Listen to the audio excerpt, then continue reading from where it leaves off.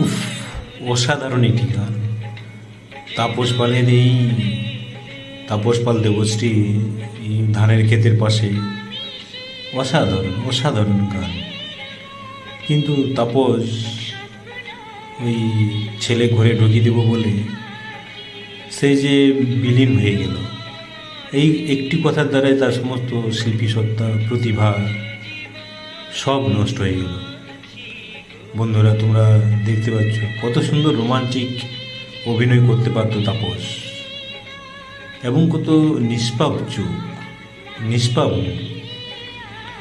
ইস, অকালে তলিয়ে গেল সমস্ত প্রতিভা।